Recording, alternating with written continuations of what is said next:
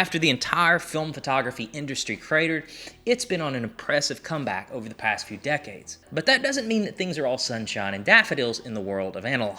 It's easy to imagine with film's recent comeback that we are off thin ice and onto thicker ice. I'm not sure that's actually the case, and in this video, I'm gonna tell you why. Let's just get this out of the way up front. Making film is tough. It's bad tough. And recently, we have seen a few new film manufacturers throw their hat in the ring. Harman's new Phoenix 200 speed color film and ADOX's Color Mission line of film. And while the announcement of both of these film stocks had folks as excited as a 75-year-old man at a Shoney's breakfast bar, that excitement quickly turned to indifference. I think most of us out there looked at the colors and maybe we were a little underwhelmed. And to me, that illustrates one of the major problems that film manufacturers out there are making, especially the Johnny-come-lately folks trying to get into the game recently. Just take a look at these images.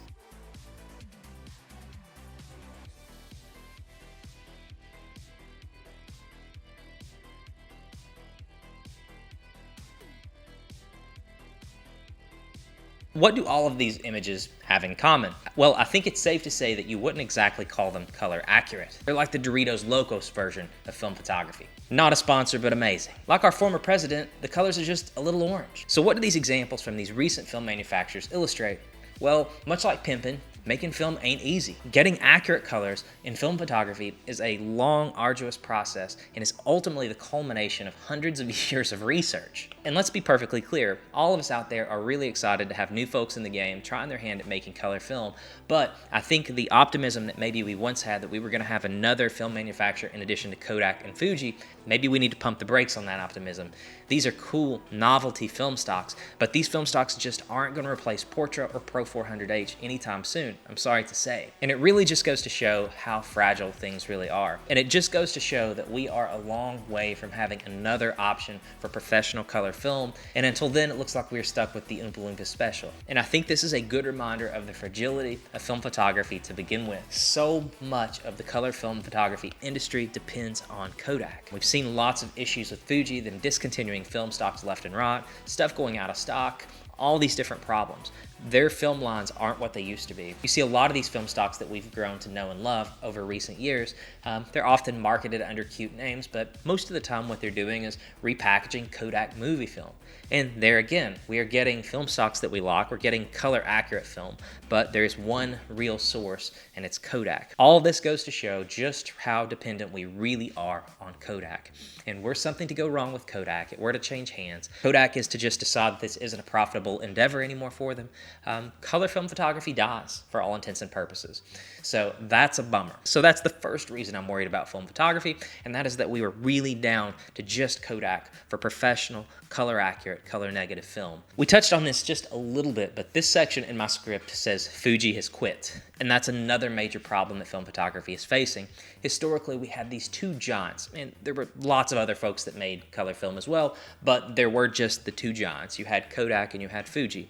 And over recent years, whether Fuji's making film or not at all is still kind of an open question.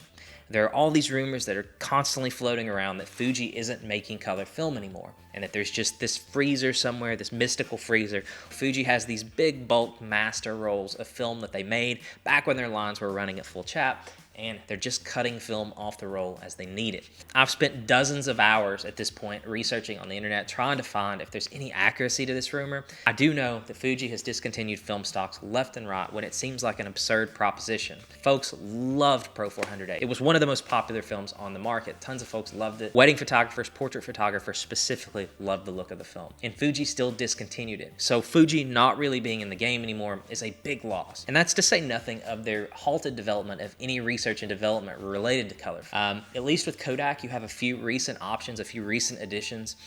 Say what you want about the film stocks that we've got, Kodachrome and Kodak Gold in 120 format, but at least Kodak has offered us something in recent years.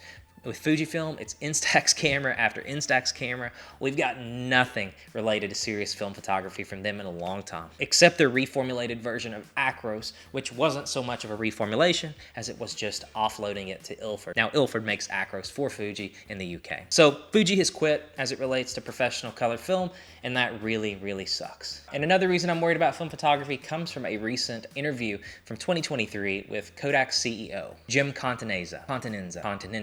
I think this article was ultimately informative about Kodak's decision making when it comes to making film. And here's what he had to say. It said, "We recently renewed our supply agreement for film with our long-term customer, Kodak Alaris, in a deal that will run through 2028. We are committed to manufacturing film as long as there is demand from the filmmakers and photographers worldwide," Continenza said. And while that sounds really good and promising on first blush, the key words there, if you didn't pick up on it, were as long as there is demand. The obvious question is, what is demand? There was plainly still demand for Fuji Pro 400H. Take a look at one of the videos out there about Kodak Aerochrome.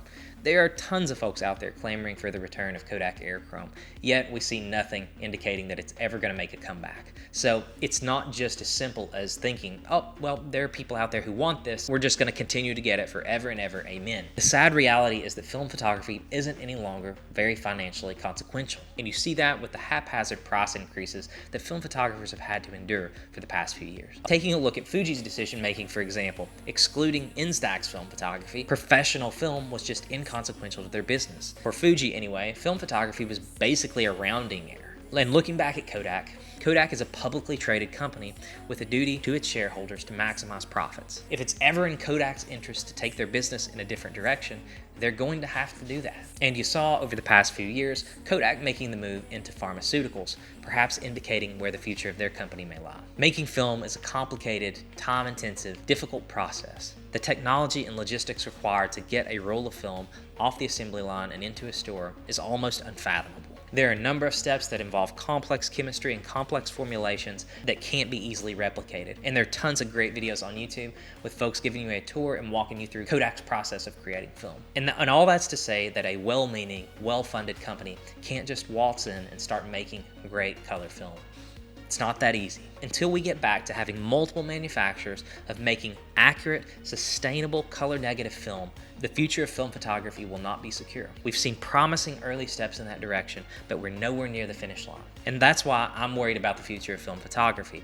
We are really just Kodak calling it quits away from having no source of accurate color-negative film. And if you want a little more information about some of those film stocks I talked about in this video, take a look at this video where I go over some of the recent film announcements. But as always, guys, thank you so much for watching, and we'll see you next time.